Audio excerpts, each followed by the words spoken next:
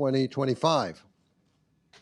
Jelani spans both academia and journalism. He's both a scholar and a chronicler of our times.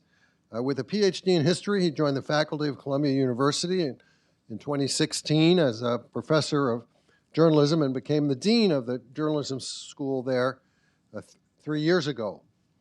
At the same time, he's a star at the New Yorker, where he began contributing in 2012 and became a staff writer in 2015. He's also authored several previous books, including one about the meanings of the election of Barack Obama, and another about the history of hip-hop. One spot-on description of Jelani's talents came from the Pulitzer Committee, when in 2018 he was a finalist for the prize in commentary. He was commended then for, quote, combining masterful writing with a deep knowledge of history and a deft reporter's touch to bring context and clarity to the issue of race at a time when respectful dialogue on the subject often gives way to finger-pointing and derision.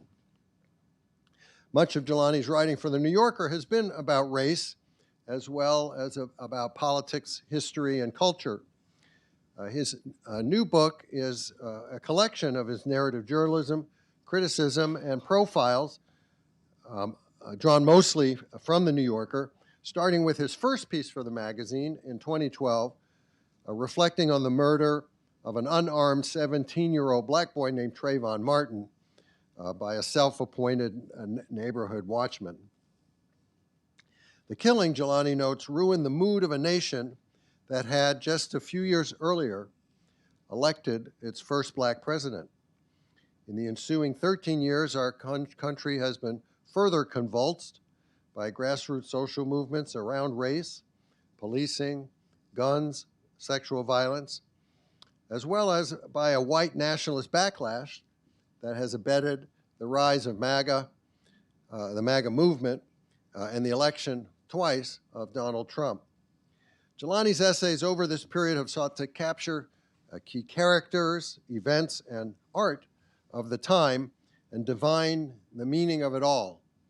His hope in pulling the pieces together in a book, he says at the end, is to recognize historical patterns reasserting themselves, stormy patterns, which maybe then will help us discern where the storms are heading next. In conversation with him will be CNN's Jake Tapper, who knows Jelani from their days together as young journalists in the late 1990s at the Washington City paper. Of course, today, Jake is CNN's lead Washington anchor and host of both the 2-hour weekday program, The Lead, and the Sunday morning show, State of the Union. He's also the author of 3 historical thrillers and 5 nonfiction works, 2 of which came out earlier this year.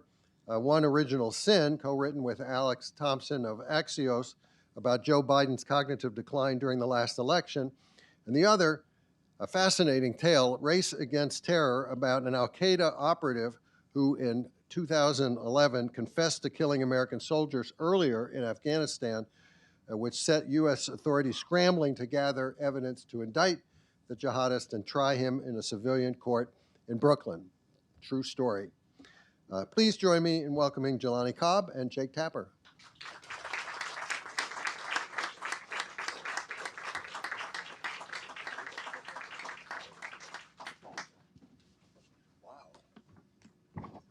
Good crowd. We have there's some seats up here if there's people in the back that want to join.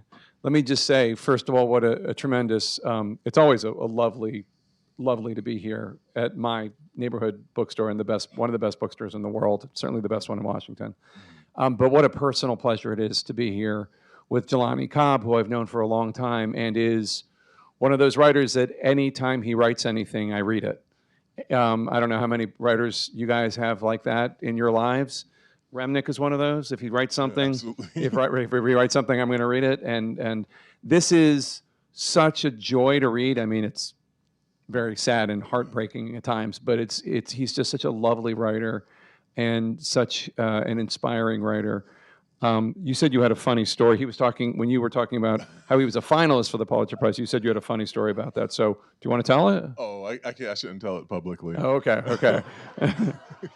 But I will tell you, okay, I'll tell you. He already knows. But you know, I was very happy to be a finalist for a Pulitzer. I went to a reception. It's a kind of big reception, and the person who actually won, whose work I admire, came up and said, "It should have been you." And I was just like, "Sir, don't do that." Right? I was like, "I'm being gracious here. Don't do that." He probably meant it. It should have been you. Yeah. I have so many questions. I mean, this book is just very dog-eared, so I'm glad you gave me another one because this one. But I think I'm just going to go through the book and ask you about different passages that struck me, because I'm sure it will just open up ideas. But what? Can I give some shout outs first? Please do your shout outs. So Yes. I have to. Yes, do it. So first off, I'm very happy to be back in Washington, D.C. This is the city I consider my second home. I grew up in New York, but I went to Howard and I lived here for a total of 8 years. And I did my internship at the Anacostia Museum. That this one right here in the front with the Howard sweatshirt on, Dr. Elizabeth Clark Lewis arranged for me. This is my undergrad advisor, y'all, at Howard. Wrote my letters of recommendation for grad school. Has like my mother on speed dial when she was concerned about me, and just has been like in my corner completely. And so I'm very thrilled to have her here. And then interestingly enough, she wrote my letters of recommendation to Rutgers history PhD program, where I then found myself under the tutelage of this woman over here in the black, Dr. Deborah White. And so she was my graduate advisor. And so I had no idea that my undergraduate and my graduate advisors would be in the same room. Today I'm very happy to see both of them. And then there's one specific reference in the title, where the title comes from, which comes from something on the reading list in my first year of the PhD program that Deborah assigned me. So I'll tell the story of how we got to that title and how it related to your syllabus at some point in this reading. And so I just want to say thank you to all of you and my good friend Devon. We worked together, I don't even want to say where, at a different bookstore that no longer exists, but Crown Books in DuPont Circle, which we should probably make a sitcom about at some point, about our experiences there. And so I just want to say thank you to everybody, because it's so much of a connection to a lot of personal history for me. That's so wonderful. And this is a yes or no question, okay? Yes or no? Oh, Lord. Did you he's a big deal, right? He's the dean of Columbia Journalism School. He's an essayist for the New Yorker. He's just an icon. Did you know that he was going to? You did. What about you? Okay, fair, honest. That makes sense. Undergrad, grad. That makes perfect sense. I mean, I'm not saying you didn't think he was going to be something, but Jelani Cobb. Yeah. That could have been a lot of things. That's big. Can I just ask you that before we start with the substance of the book, your writing process, because I'm sure there are a lot of aspiring writers here, and also people just who love your writing. When you sit down to write an essay, not when you go to Florida or Ferguson or whatever, but when you sit down to write an essay, is there a process? Is there a place you go to? Do you do 100 different drafts? How does it work? The funny thing is that there's a lot of geography in that collection, because there couldn't be a routine because so many things happened in different places. So there's one story that I filed from the floor, literally, because from the floor of the airport in St. Louis, because all the seating was taken up. And I don't even think I had gone through security. And my editor was like, "We need you to file." I just sat on the floor and, just started going, pulled out my notes and all this, and filed it from there. Too many stories that got filed in the air, from one place to another. The first piece, the piece on Trayvon Martin, got filed from the Schomburg Center in New York, because when I got the assignment from the New Yorker, I was so anxious, even though it was the same process that we had been doing since we were Cars news brats, at the city paper. I was so anxious that I said I have to go to a place that feels familiar when I write. And so I went to the Schomburg because I wrote like half my doctoral dissertation there. I was like, I can write 1,000 words in here. And so like the pieces came from all these different places. There wasn't any like one routine about them. Okay, so the book, for those who have seen the title, it notes on how we got here, 2012 to 2025.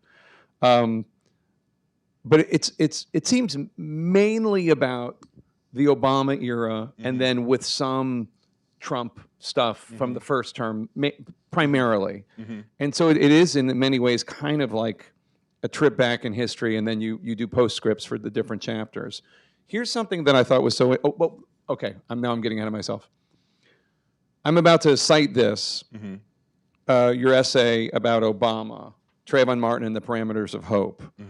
And your conclusion is so devastating. And I'll spoil it here because it's just one of many essays. He talks about that Obama made a habit of substituting cynicism for racism in his rhetoric. Suspicions that the country would never elect a black president were racist, he would imply. They were cynical. And at the very end of the essay, he says, our worst problem is not cynicism, it's the frequency with which that cynicism proves accurate.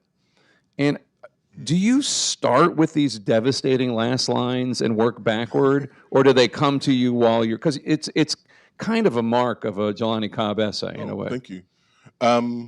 I think we'll kind of go through a piece, and then there is one tendency, which has happened more often than it has not. I will file a story that has everything except the last sentence.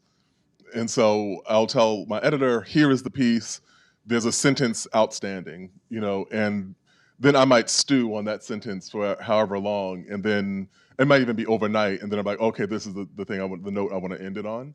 And then sometimes there's like a sentence that I know the rest of the piece is an excuse for this one line, which was when Dave Chappelle did the comedy special where he was like really attacking trans people. The closer. Yeah, the closer, that's right. And I was like, I got a closer for you, sir. Because he'd gone through this thing and he kept going and he was going to be canceled, I'm going to do this, I'm going to get canceled. And I wrote that he had told those jokes secure in the knowledge that the one thing that would never be canceled was the check. And that was like his idea of like, I'm going to make $60 million doing this. It doesn't really matter what else happens on the other side of it. Yep, those devastating last lines. There is, well, as long as we're on the subject of the last line, you have one in here, and I have dog-eared too many pages to find it at the second, but like it's one that your editor, I assume Remnick, but I have no idea, like reached back out to you like, are you sure you want to end it with this line? Are you sure you want to? Yeah. It's an angry line. Yeah. It's an angry line. That was Amy Davidson, and that was around Ferguson, and there was, Ferguson was more than a decade ago, and one of the things that I wrote about was the fact that Michael Brown had been a large young man, and that there were politics of walking around in a large black male body that I was familiar with, and that the way in which you don't make sudden movements, or the way in that like I, as an adolescent, began to understand when I was intimidating white people just by being who I was. And so the kind of consciousness that you have to have going through the world that represents its own kind of danger. I found it if you want to read it. Do you want me to read it or you want to read it? I'll read it. Yeah, you can read it. It's an angry line though. It's between the world and Ferguson, and it is about what he just laid out. And at the end, and you say, the result, in an elevator or crossing a darkened parking lot, when I am 6 feet away, but the world remains between us. I remain silent and simply let whatever miasma of stereotype or fear might be there fill the void. Fuck you, I think. If I don't get to feel safe here, why should you? And you say your editor reached out. Are you like, sure this is the note you want to end that piece on? Yeah, she was like, yes, sure I said, that is exactly the note I want to close on. Yeah. And it was interesting because people did like respond to that. Like I got a lot of feedback from that. But I was like, do you want me to be honest or do you want me to just not? And it was like, the way I feel right now is that there's a danger that you associate with me, but there's a danger that I associate with you associating that danger with me. And like nobody thinks about that side of it. Or very often people don't think about that side of it. Well, and that's the Jelani Cobb trademark, which is you make us think about things that we've already thought about, but you make us think about them more deeply and also differently. Like when you said, in some respects, we now live in Dylan Roof's country. Dylan Roof, the one who killed all those people in that church. Yeah. So here's the thing. So bear with me, though. This will be a little bit of an extended explanation, but it gets to the title. And you know, in June of 2015. So I have to first tell people that I am not positing a causal relationship between these two things, these two events. But on June 16th of 2015, Dylan Roof killed 9 African Americans in the basement of Emmanuel AME Church in Charleston, South Carolina. On June 15th, 2015, Donald Trump declared his presidency, his candidacy for the presidency of the United States. If you remember that speech, you know, people always talk about the escalator kind of moment. What made people sit up and take notice was that he said that essentially the country was besieged by Mexican rapists. You know, so many of the people, Mexicans who are rapists and so on. Kind of conjuring up this specter of sexual violence, presumably directed at white people or whomever, but this is a rationale for his candidacy. The following day, Dylan Roof killed 9 people in the church. In the midst of the shooting spree, he shot a young man named Tywanza Sanders, who was injured but had not succumbed to his injuries at that point. He said to Dylan Roof, "Why are you doing this? You don't have to do this. We mean you no harm." And Dylan Roof said, "You all are taking over the world and raping our women." And so that language of protecting white women from dark-skinned predators was deployed twice in a 24-hour period in these very different contexts, but were responding to the same zeitgeist, and that zeitgeist was Obama. And in the midst of this, you know, this happens, this transpires, and Roof is arrested and he's interrogated in the course of the, you know, the arrest, and he says that he did what he did as a wake-up call to white people, that he wants white people to recognize that black people were never supposed to be co-equal citizens in this enterprise, and that they have forgotten their birthright, which was to be at the top of the highest social hierarchy in the United States. And that was why he did what he did.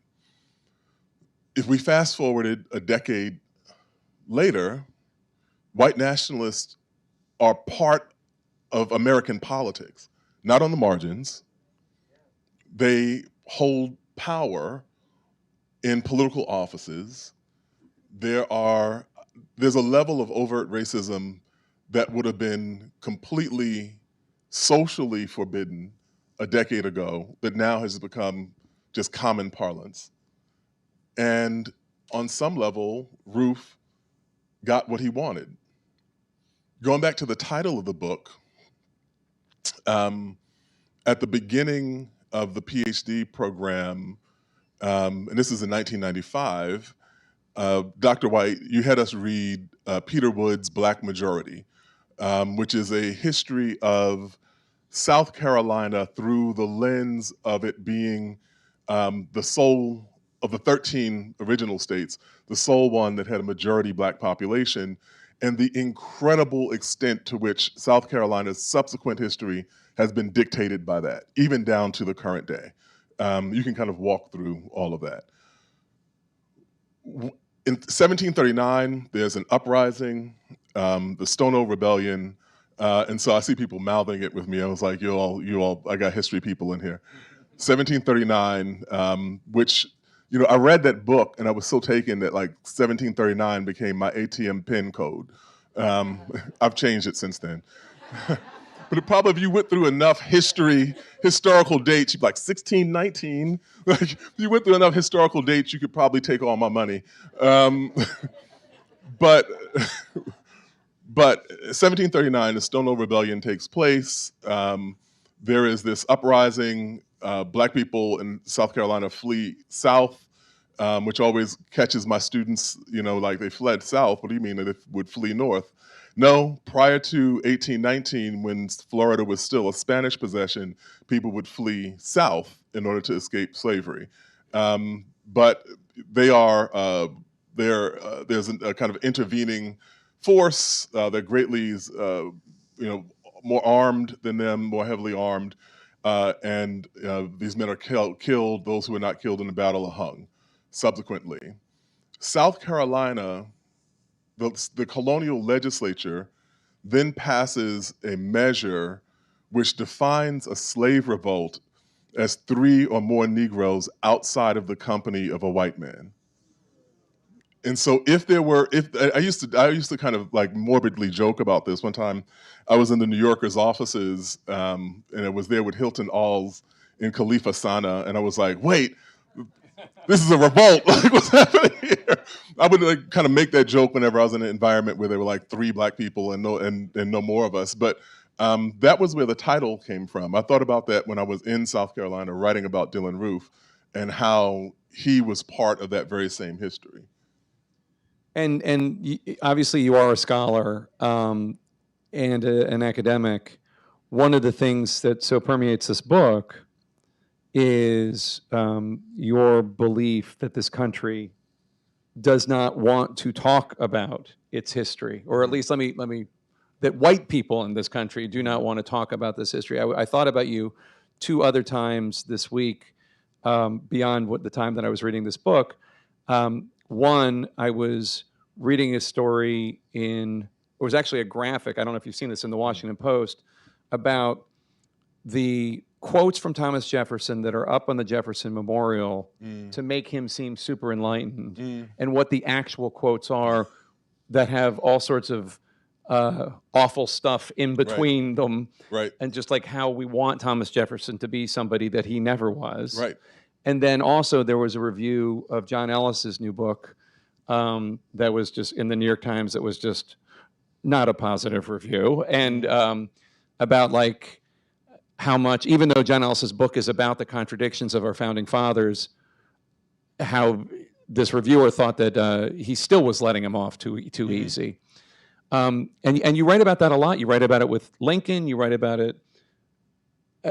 You're a journalism professor now, but as a student of history, why do you think that persists to this day so much? I think it persists because it's politically useful, and so there's one of the pieces in there is Abraham Lincoln died for our sins, and it's about the way that emancipation served a particular cultural use, in that people could talk about the circumstance in which slavery ended in lieu of talking about the centuries for which it persisted prior. And so people can say, if I had been back in that time, I would have been like Abraham Lincoln. But Abraham Lincoln wasn't even like Abraham Lincoln, like not in the sense that we think of him. Although, and this is contradictory, because I get it from all sides on here. I found Lincoln personally to be a tremendously admirable man, just not for the reasons that people tell me I should admire him. Like, they have nothing to do with race. but the incredible talent and will that it took to transform yourself from an unlettered, really young man with no resources to hands down the most articulate of the presidents. And that second inaugural address, which is not only a classic of political rhetoric, but a classic of American literature, that is an incredible, for the mind that produced that, to kind of grapple with what the nation was, where he had this line. This is a white man who had a few years earlier said that he, like any white man, would consign white people to the highest position in society and black people to the lowest. And then he goes through the trial of the Civil War, realizes that the Civil War, the emancipation is bound up with Civil War, with the war, the aims of the war, proposes emancipation with a whole bunch of backward kind of stuff in the midst of it, but eventually fumbles around in the dark and comes up with the right answer. And then, in the wake of that, says that if the war persists until every drop of blood drawn by the lash is equaled by one drawn by the sword, then the judgments of the Lord are right and true. That no one would ever say something. It's like, if we have to die and suffer on the equal terms of the suffering that we have imposed upon these people, then that is our just deserts. No president before or since would make that strident a criticism, really a damnation of what the country had done. But just don't turn him into a superhero. Like, that's what we do. And it's like, we gave you freedom. No, you didn't. Lincoln didn't even think that he gave us freedom. When you go back and read Lincoln's writings and his correspondence, he says that he proposed a bargain. He was like, I want to preserve the Union. The Negroes want to be free of slavery. We struck a deal. Like, we emancipated them. They served in the military and helped us preserve our Union. It was a deal of equals, and that's how Lincoln tended to see it. But the language that we have now is almost like emancipation was another entitlement. And so, which is like, that was the whole thing that led me to like my standard response. I remember I was in a conversation with someone, it was an adversarial conversation, and the person said, when are black people going to get over slavery? And I said, probably about 5 minutes after white people get over emancipation. You talk about the Steven Spielberg movie Lincoln. You talk about the Quentin Tarantino film. I'm blanking on the name of it right now, but the slavery film. Django Unchained. Django Unchained. Yeah. And It's Tarantino Unchained. And it's, I mean, you're brutal. You're brutal with him. I'm not saying undeservedly so. But one of the things about it was how you thought he too was feeding, and obviously Django Unchained is fiction, but he too is feeding into an ignorance Sure. About American history, which is the idea that, well, why don't you explain? Yeah, so this kind of, again, like, I have footnotes here because this goes back to, what I learned at Howard and what I learned at Rutgers about how commonplace resistance to the institution of slavery was. And in Django Unchained, Tarantino, for his purposes, created this vision of slavery in which the only person who displays any resistance to that institution is Jamie Foxx's character. And so the idea of the hero, the classic hero, is the man, is always usually a man, the man who is out of step with his time. Like, he is more perceptive, braver, or all of these things. And so he fights back against this system, and we think of like, oh, here is one man who's willing to fight. And I was like, that furthers the idea that black people just passively accepted the regime of suffering that was imposed upon us in slavery. There was that. But the other part of it, the reason I came to that conclusion, and on some level didn't have anything to do with African American history. It had to do with another conversation I'd had in Moscow several years earlier, which was, a conversation where I was even a debate where I said something and I got kind of shut down, and I benefited from that fact. So I did a Fulbright fellowship in Moscow in 2010, in the Medvedev era, and one of the things that you quickly learn when you interact with people in Russia is that history is really very close to the surface there, in a way that it's not here. But you will talk to people and they will tell you what their grandfather or great grandfather did in World War II, like down to specific kind of military feats and so on. They very intensely feel that the world has never recognized their sacrifices in ending the Third Reich. And 26 million Russians or Soviets died in the course of the war, which most of the world just doesn't know or care about. And they feel deeply aggrieved by that on some level.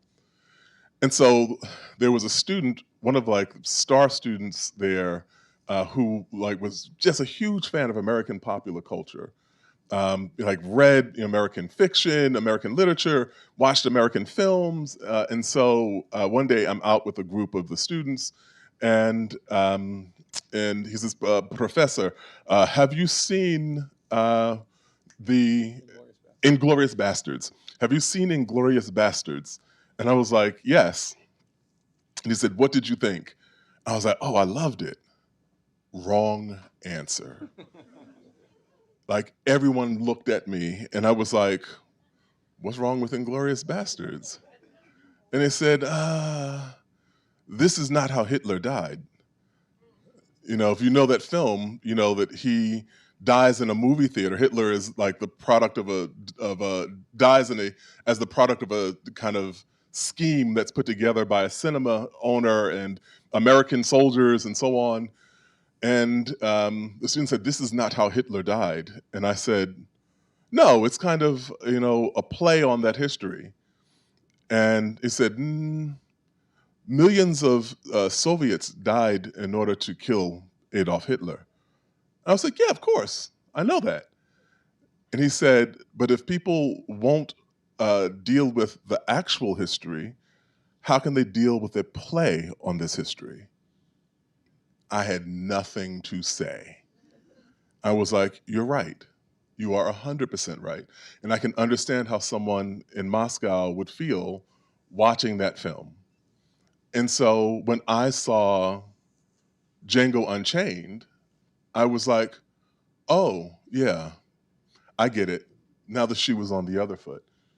And the other thing you write, and I like Django Unchained. I mean, I pretty much like anything Tarantino does, but there was something about Django Unchained that didn't sit well with me, and you diagnosed it, which is the Samuel L. Jackson character. Oh yeah, that dude. Who is the step and fetch it, the house slave.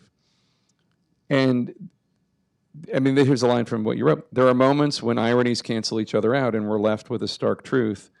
At its most basic, this is an instance in which a white director holds an obsequious black slave up for ridicule." I mean, that's another example of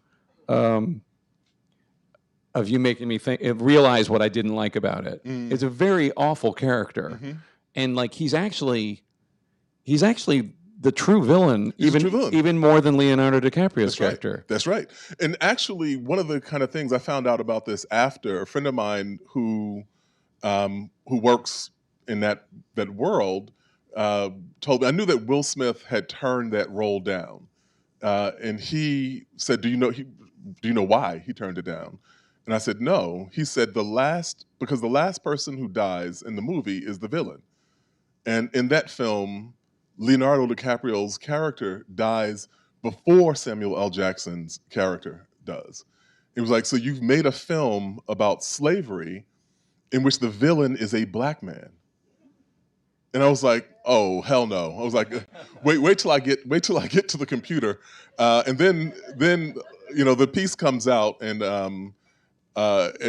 Tarantino was somewhere and he started grousing about quote unquote think pieces in the New Yorker. And I was like, yes, sir, and I will say it again to your face. But that's kind of like where I came down on that film. This is just a list of things that he made me think about differently. I hope it's okay. So the other one is, we all remember when we learned that Senator Strom Thurmond had this secret black daughter. And one of the things, and you write about this, it's an essay from 2013, The Segregationist's Daughter. Her name was S.E. Mae Washington Williams. You wrote this after she passed away. And you note that she was born, that S.E. Mae, the daughter of Strom Thurmond, was born to the 22-year-old white scion of a powerful South Carolina family, meaning Strom Thurmond, and a 16-year-old black domestic worker, likely just 15 when she became pregnant. And then throughout the essay, you talk about the notion that this is actually not odd or unusual. It's not ironic that a segregationist would have a black daughter from a woman he raped, essentially. It's actually the norm. Right. And again, this is going to be my last kind of reference here, but I know this because I read Dr. Clark Lewis's book, Living In, Living Out, about black domestic workers. And so there's a direct translation to the things that I was reading and learning in these classes and how I was applying that to what was happening in the world around, the things I was trying to understand and analyze. I also know this because my mother was a domestic, you know, in the South and Alabama. And, you know, those stories that people don't want to talk about. And those relatives and, you know, those cousins you have who nobody knows who that cousin's father is, or they don't talk about it, you know? So this is its own kind of archive. And because some of us have access to that knowledge and others of us don't, you wind up with these euphemisms that do damage to actual history. Because as soon as this story emerged, it began to be framed as a love story. It's like the handsome young scion of this wealthy family and the black woman who's smitten with him and so on, and you know, Their forbidden love. But forbidden love. It's the same thing that happened with Jefferson and Sally Mae Hemings, right? And so it's evading what actually happened. But then, you know, or somewhere around that time was when I found out that people who identify as African American generally have, when they're doing all these DNA tests, and they start doing all these kind of, generally people who call themselves black have about 73% African ancestry. That's what the average comes out to. So the average black person, and most of their other ancestry is European. So the average black person in America is roughly a quarter white. And through their analysis, they have found that most of that white ancestry entered this bloodstream prior to 1860. If you want to imagine this as consensual, that is a political undertaking. Because women who are in subordinate positions everywhere are subjected to particular kinds of violence, and we know this. And slavery is the extreme degree of this. And so, no, it's ironic to someone who doesn't know this history that Strom Thurmond has a black daughter. It is cliche to everybody else who does know it. Yeah, and that's why your conclusion when you wrote about Rachel Dolezal, I don't know how many people remember her, but she was at head of the Spokane, Washington NAACP, and it turned out she was white, and she had been coding. Is that passing. the modern term, passing, Right. coding? I think the kids would call it today. Yeah. And you wrote, this is really interesting, and I'd love you to explain it to this august group. I find her deceptions less troubling than the vexed criteria being used to exclude her. Dolezal was dishonest about an undertaking rooted in dishonesty. And no matter how absurd her fictional blackness may appear, it is worth recalling that the former lie is far more dangerous than the latter. Mm-hmm. Explain what you mean. So she claimed that she was black. meaning she had African ancestry. But in fact, she had two white parents that were of European descent. She had no African ancestry. And so she was lying. But race itself is a lie. It's a myth. That was a political project that was created for particular reasons. So to say that she is lying is only half the story.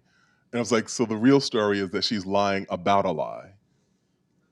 And so in order to say she's not Black, we can say, well, look at her ancestry. Or we could invest further in this idea of race in a way that really winds up undermining our what we're actually trying to do. That's also why I'm going to get in trouble for this. I'm going to be in trouble. That's also why I do not capitalize B in Black.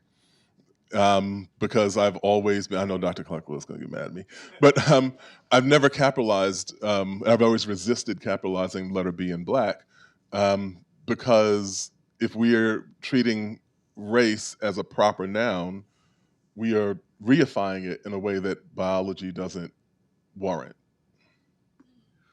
One of the things that I think about a lot in this current day, and have since, I guess pretty much since President Trump got elected in 2016, and it's throughout your book.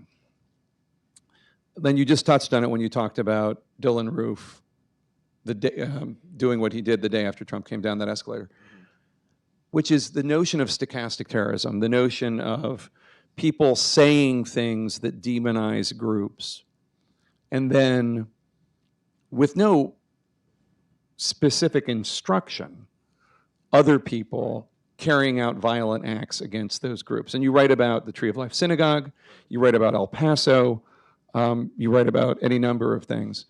And it feels to me like it's getting worse and worse and worse in this country as you talked about white nationalism now just like being out and part of the GOP. It just is, like this whole discussion about, again, I don't know how much anybody's following any of this stuff, but like this neo-Nazi Nick Fuentes and whether Tucker Carlson should have platformed him or should have done a tough interview with him instead of a tongue bath, and all of these things. And like this is not like a Nazi, like somebody calling Mitt Romney a Nazi 20 years ago. This is this is an actual Nazi. Yeah. And the degree to which those hatreds are becoming normalized, and violence is becoming increasingly commonplace.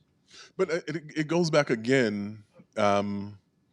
There's a particular kind of historical resonance as to why the Emmanuel AME thing happened in South Carolina. Like, it made sense that someone who was imbibing the history of that state would be acutely sensitive to the demographic threat of white people no longer being the numerical majority in the country, which is what people are responding to. And all the kind of replacement theory stuff. The thing that ties these things together is that, covering the Emmanuel AME massacre was like incredibly difficult personally and emotionally, but also it forged some relationships with people who were there who I'm still in touch with. And so when Tree of Life happened in Pittsburgh, and that was 2017, 2018, when that happened, I was sent there, the New Yorker sent me there, and what immediately became apparent was that this person had attacked this synagogue because he believed that the Jewish community was doing too much to facilitate the entry of immigrants, because they were doing immigrant resettlement work in this synagogue. And so it was the kind of classic idea that Jews and Negroes are allied to undermine kind of white people. And that was what led him to kill 11 people in that synagogue. The people who were in Charleston, virtually the minute they got the word, were up there in Pittsburgh. A whole busload of these people were up in Pittsburgh to give comfort to the people in the synagogue, because they understood what was happening, and that this was about demography, and this was about this kind of numerical paranoia, which is now spread. We have policy now. We have armed agents who are dragging people of color out of the country, some of whom are here legally, while we are extending, refugee status to specifically white Afrikaners. Like, it doesn't have to be any more apparent than that. It's like the regime that other countries, Argentina most notably, took of trying to whiten their populations. This is being done in a kind of clumsy, ham-fisted way, but that is ultimately what the agenda is. And for the thing that I just wrote last week in The New Yorker, I pointed out that there's a reason why, historically, not just at this moment, there's a reason why when you see, crackdowns on immigration, you also see restrictive policies around voting, especially racially restrictive policies. Goes all the way back to 1798 with the Alien Act. But when you go back and see, in 1965, in the summer of 1965, Lyndon B. Johnson signed 2 really notable pieces of legislation, one of which was the Voting Rights Act, which we have seen gutted in the past 12, 13 years, including this case that was in Louisiana that was just heard last month. And he signed the Immigration Reform Act of 1965 that both increased the numbers of people who could come from Africa, from the Caribbean, from Latin America, from Asia, transformed American demography, and also transformed the American electorate. It's not a coincidence that both of those things are under assault at the same time. So we have about 10 or 15 minutes for questions. And I just would say, and this is not aimed at you, even though you're the first one that raised your hand, if you could just ask a question and not give a speech again, not aimed at you, just a general note. There's a microphone over here, but why don't, since you were the first one to raise your hand, it's over here behind the post. You wanted him to go first and then you? No, you can grab, you were the first. I'm giving you my microphone. Come over here. Thank you, Jake. Okay, so my name is Farai. I am an unemployed journalist. Now, this is An important. amazing journalist, I'll say that, Yeah. right. This is important. When I was 25 years old, I met Klans people in a park and ride lot after a blizzard. I corresponded with a white nationalist during the 2016 election. I'm now a futurist. First of all, journalism is a challenging place, but I could go through all of these things. One receipt that you should look at is that on my Substack, Living Politics, which is just for fun, not a money thing, the top item is I sent a grave email to billionaires. I was part of a very elite group that included several billionaires for like 20 years. I wrote that this would happen 5 years ago. I said, I've been predicting this for 2 years. So first of all, will journalism and society at large integrate the learnings of people like me who actually predicted this? And second, no, let me leave it there, because I just think that there's so many people, not just me, so many people have so many receipts, and America is not learning from it. I predicted January 6th. I covered it, and I predicted it. So anyway. Thank you. So can journalism learn? Can journalism learn? I mean, I think that there's asymmetrical education. I think some places learn quicker than others do. And some places are moving in the opposite direction. It's increasingly difficult. And I had these conversations with like some of my former students, some of my graduates, people who were doing different kinds of work, that there's just not tolerance, or they're having a hard time in the newsroom with their editors. And so if you're talking about people who are forecasting this kind of thing, people are having a hard time who are describing it as it happens right now. And so that's kind of where we are with this. I think that, one, your history of doing kind of independent news work, is an important example that people should be paying attention to, because a lot of this will be how this gets done. Just quite frankly, just being honest about it. And the other part of it is I created a course when I became dean. There were a few things that I wanted to do. One of which was that I changed our. We have a journalism history course, and I changed it to American history for reporting, so that now our students are reading. I said you should know 50 years of history around any beat area that you cover. So if you're covering the Senate, you need to know 50 years of what's happened in American politics. If you are covering the environment, you need to have 50 years there. If you're covering criminal justice, what's happened in the last half century. Immigration, same thing. And that's what we do, is try to anchor people in this so they can begin to see a few of these patterns and the redundancies and the kind of things that kind of play. And, when I wrote something, I think this was on social media, I said that in the midst of the first Trump term, it's like, there's no way. I was like, you're kidding yourself if you think this man is going to ever leave office willingly. And then January 6th happened, and a bunch of people were like, how did you know? And I was like, Paying attention. right. I was like, what? I also want to give a shout to my good friend over here, Kenny Carroll, the amazing poet who was one of my mentors when I was a completely airheaded kid running around in DC. And broke.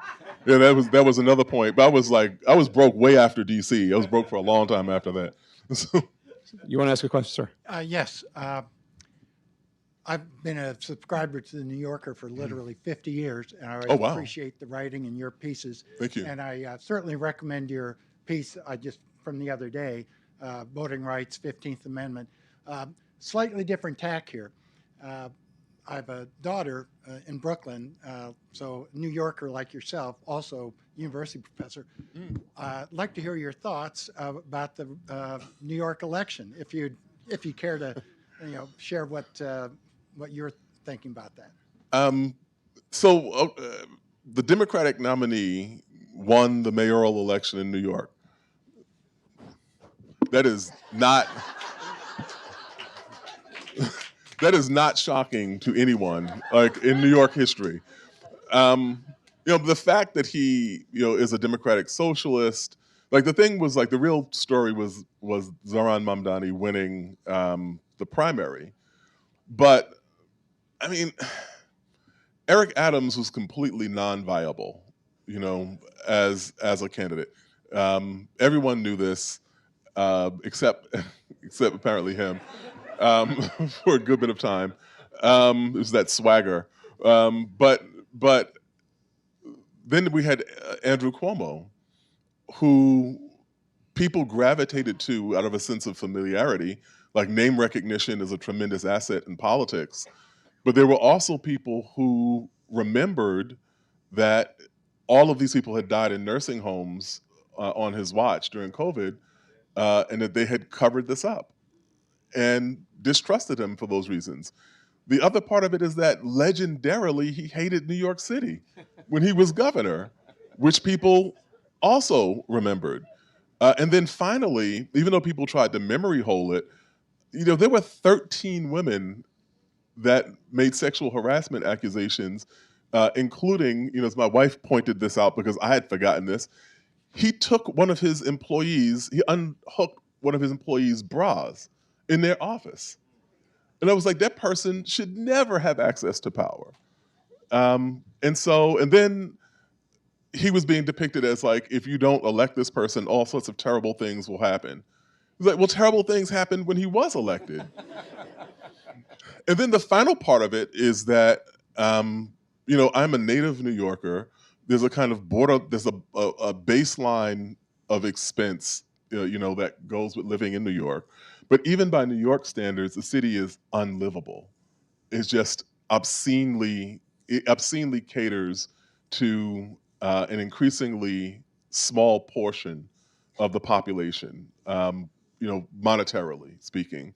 And so it was difficult for anyone to make an argument that the city would collapse if Mamdani was elected when the city was already collapsing for them. And a friend of mine, this is like not a comforting feeling. A friend of mine who's a reporter for the New York Times was following. Oh, this 1 second. That's in the back. That's my son August. That's my wife Danielle, and that's my son August in the white sweater. And I point him out because this book is dedicated to him. And so I told all three of my children. He is not named after August Wilson. No, but the book is dedicated to him. I told all three of my children that I would I would dedicate a book to them, and he got his first. And he was so happy that he now sleeps with his book every night. It's very sweet. I think we have time for one more question. Hi, thank you so much for coming. My question is, would you consider yourself to be a pessimist when it comes to the issue of race, much like Derek Bell, who you wrote about in your book? No, but I'm more pessimistic than I would have imagined.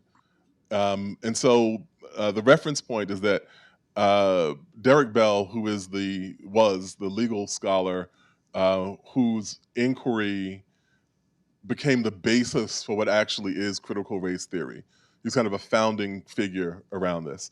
And by this, I mean literally a body of legal scholarship, not all the other kind of things that people have made it out to be, a body of legal scholarship that examines the ways in which inequalities persist despite legislative and judicial landmarks that were supposed to have created a more equal society.